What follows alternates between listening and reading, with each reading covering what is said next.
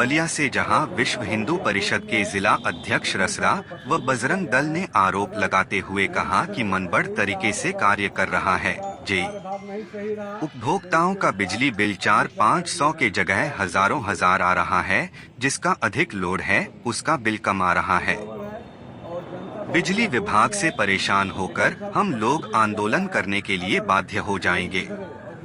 बिजली विभाग के प्रति नगरा क्षेत्र में ग्रामीणों का आक्रोश देखने को मिला।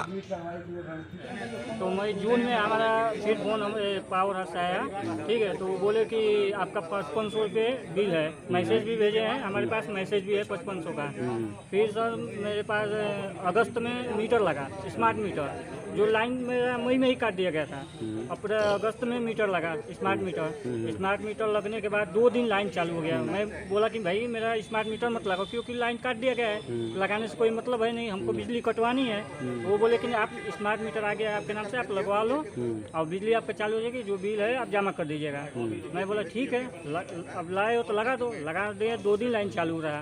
2 दिन लाइन चलने के बाद 3300 से सीधे 5580 रुपये का बिल आ गया। फिर 2 दिन लाइन चालू हुआ, 2 दिन के बाद फिर 8900 रुपये का बिल आ गया।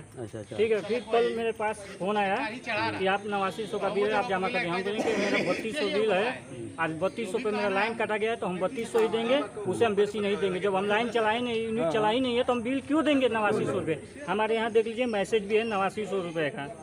हम आपको मैसेज भी दिखा देंगे कि इसके बारे में कभी अपने अधिकारी से कई बार मैंने अपने बात किया? अधिकारी के पास एक बार यही पास साहब के पास गए, वो बोले ये बिल जब आई है 3200 का था। हम बिल जो 5400 का आया था सर, तो मैं गया था तो रिसीव लेके अपना, तो बोले कि SDO साहब आएंगे तो उनसे करा लीजिएगा।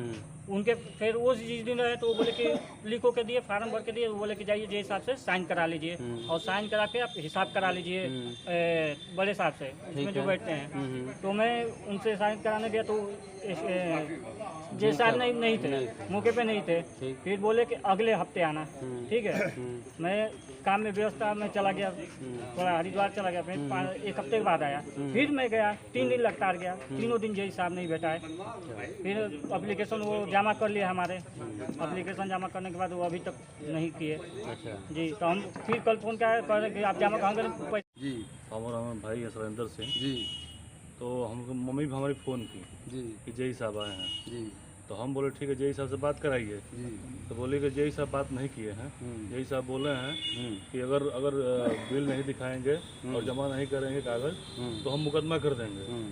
तो वो मम्मी हमारी कही कि ऐसा क्यों हो रहा है। मैं लड़के से बात कर ली, उनके पास कागज़ है, सारा डॉक्यूमेंट उनके पास है, तो हमसे ऐसा क्यों बोल रहे हैं।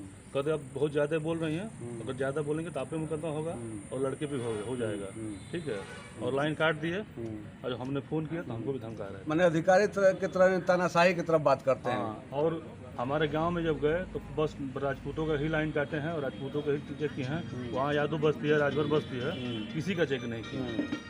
यही इनका हाल है। तो जय साहब को क्या सरकारी विरोधी के रूप में क्या आप देखना चाहते हैं? क्या देखना चाहते हैं? अगर ये रहना चाहते हैं तो कायदे से रहें, अब एक जात का ना देखें, सभी का सबका देखें, मैंने सबका एक समान देखें, और नहीं तो यहाँ से निकल जाएं चुपचाप। निकल जाए।